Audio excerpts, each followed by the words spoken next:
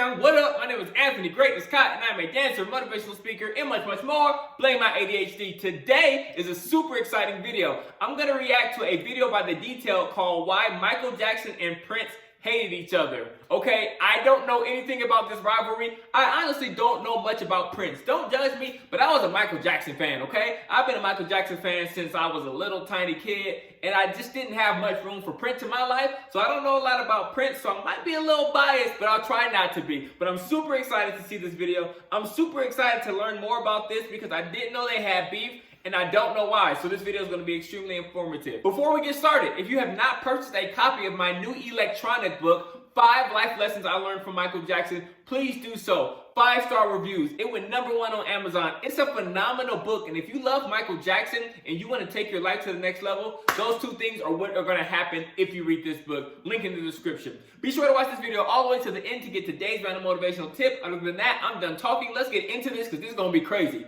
Let's go! You can't have a conversation about music in the 80s without bringing up both Micheal Jackson and Prince. It's a fact. In terms of pop, the two practically define the era and irrevocably alter the course of modern music. But with such dominant forces comes a bit of friction. Yeah. There was definitely a bit of a there can only be one dynamic between the two. The two icons parallel. Wait, before we even get into it, in the comments below, let me know who you favor. Do you favor Micheal Jackson or Prince? If you had to choose, and don't hit me with the I can't choose, just act like you have to choose. Micheal Jackson, Michael Joseph Jackson, or Prince?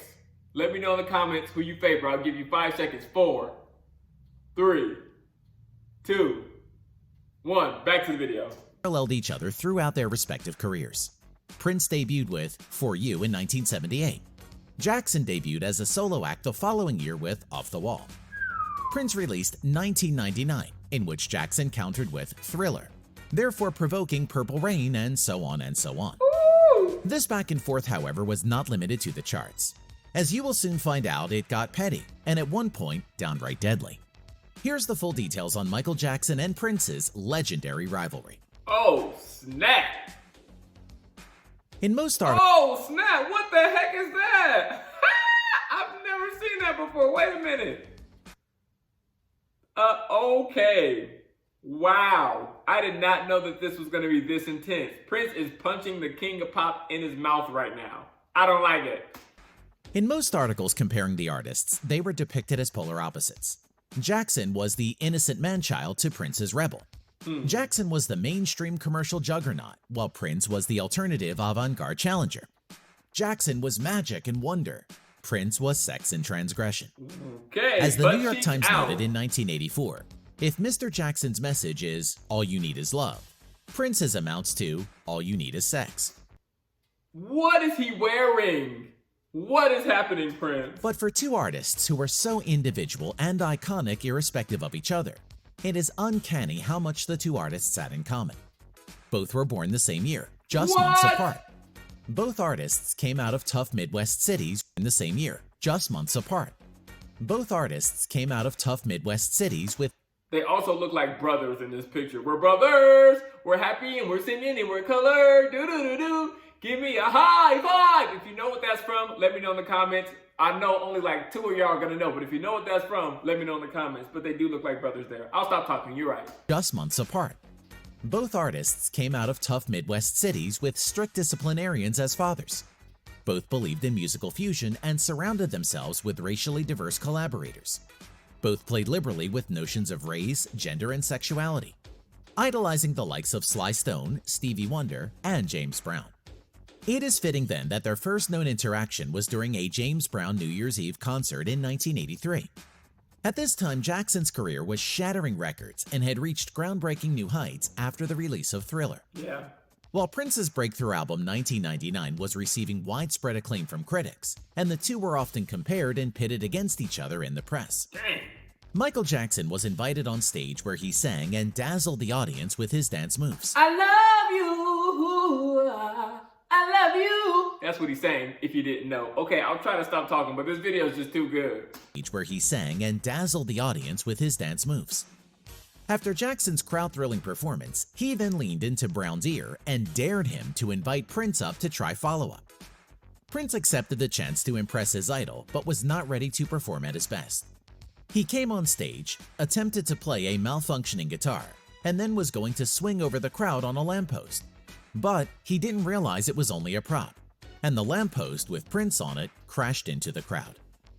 MJ mocked him tirelessly, and according to Quincy Jones after the show, Prince was so devastated that he got humiliated in front of James Brown that he tried to run over Michael backstage. Is this true? Like, this sound like, this doesn't even sound real. Do you think, I'm sorry, let's engage. Let me know in the comments, do you think that Michael really whispered to James Brown, you should try to get Prince up here? I personally don't think that's true. But let me know in the comments if you think that's true, that Michael said, let's get Prince up here to follow me up. I don't think that's true. Now, this whole running Michael over backstage, I don't know. That's crazy though. This is insane. Stated that he got humiliated in front of James Brown, that he tried to run over Michael backstage. To add insult to injury, mere months later, Prince and Jackson competed for the same accolades at the Grammys, where Prince left empty-handed and sat back to watch Jackson collect a record haul of 8 Grammys. Stoking his desire to reach equal heights, to be similarly recognized for his work. Later that year, Jackson observed the musical and cinematic phenomenon of Purple Rain, which quickly became Prince's most critically and commercially successful release, spending 24 consecutive weeks atop the Billboard music charts. In 1985, Prince's Purple Rain beats Michael Jackson's Thriller at the American Music Awards for Favorite Pop Rock Album. Oh, snap. Later that night, a horde of A-list musicians recorded the famous We Are the World charity single, which Jackson oversaw with Lionel Richie and Quincy Jones. Prince and Jackson are supposed to have a verse that they sing to each other. The two had met for lunch as organized by Jones, but Prince is a no-show.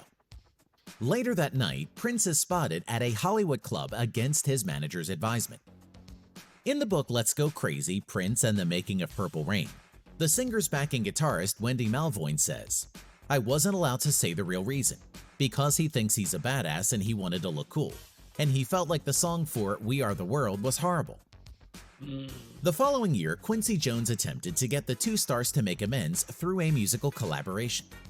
Jackson had written a song named Bad, and the producer sees it as a potential duet with Prince.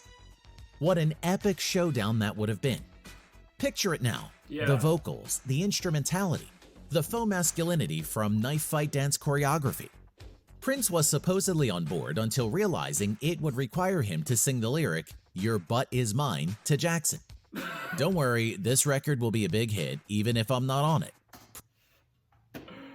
Prince, that's petty. We're getting petty now. He said, I'm not finna be out here talking about your butt is mine. Shut up. Prince said at the time. It is later revealed that Prince gifted him with a box of voodoo artifacts, and Jackson was convinced that Prince was trying to cast a spell on him. Jackson allegedly stated around this time that he doesn't like to be compared to Prince, calling him rude and nasty. It's not fair he feels like I'm his opponent. I hope he changes because, boy, he's gonna get hurt. Ooh. He's the type that might commit suicide or something. As their 80s glory faded and the 90s rolled on, both artists dealt with the aftermath of multiple personal blows. Yeah. Jackson's child molestation accusations and Prince's heated dispute with his record label. There were multiple times when Jackson reached out to Prince about a potential collaboration. I think it would be just great, Jackson reportedly told Prince over the phone, although a joint effort never materialized. In late 2006, will.i.am arranges for Jackson to attend a show during Prince's Las Vegas residency. Okay. Prince knows where Jackson will be seated, and in a strangely sexually charged moment of dominance akin to that found in nature, Prince emerged into the crowd, swung his hips, and slapped the bass hard in Michael's face. This was something that probably could have been written off as showmanship if it weren't for the fact it was so damn deliberate and so damn public, as though it was some kind of payback for the humiliation he was subjected to in front of his idol James Brown 20-some years before. MJ was quite upset by the gesture, according to will.i.am, and is quoted to have said the following over breakfast the next day. Why do you think Prince was playing bass in my face? Prince has always been a meanie. He's just a big meanie. He's always been not nice to me. The following year, Jackson was already willing to forgive Prince with an invitation to join him on a planned comeback tour. in which Prince was quick to turn down. Michael seemed pretty disappointed about it, a source reported. Although after Jackson's death in 2009, Prince seemed to have gained a new perspective on his torturous relationship with Jackson. As reflected in a 2010 Ebony interview, Prince spoke about how he and Jackson discussed the difficulties of balancing religion and fame, and that he wishes he'd spoken to Jackson about the struggles before he died. When astronomical talents such as Micheal Jackson and Prince exist in the same time and space, it's easy for comparisons to be drawn. Both parties work tirelessly to strike out as individuals, only to be lumped into a single existence by others without a second thought. And on their end, it's even easier to feel frustrated with sad comparisons. As part of their legacy, the only hope is that both artists are recognized for their individual talents and impact they both made on the world and its music. Wow. Tune into one of our latest videos right here. And also check out our online store for our latest pop icon-inspired styles. Fire. Thanks for watching The Detail. We'll see you next time. All right, peace out. Wow. Oh. I didn't know I was that petty. I didn't know that Michael was like, hey, tell that fool to come up here after me. He can't top me. I didn't know Prince was playing bass and Mike. I don't know what's true and what's not in this video. Y'all let me know in the comments, but this is crazy. This is crazy, but it brings me to my random motivational tip. Look, here's my random motivational tip. If somebody needs to hear this, don't be petty. Stop being petty. You know who you are.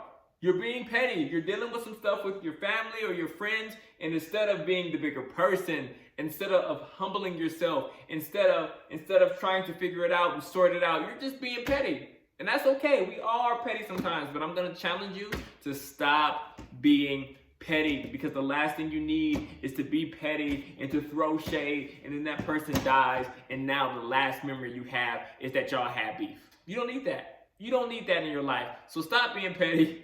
Don't be like some of the things we saw in this video. I love both of these people. I love Micheal Jackson a little more, but I love both of them, but this was petty, and y'all know this was petty. All right, I'm done talking. Please subscribe and turn on that bell if you enjoyed this video. Check out the links in the description for my new electronic book, 5 Life Lessons I Learned from Micheal Jackson. And I'll end this video the same way I end all my videos by saying, I believe that I am great. I believe that you are great. I believe that life is great. So go be great. I'm out.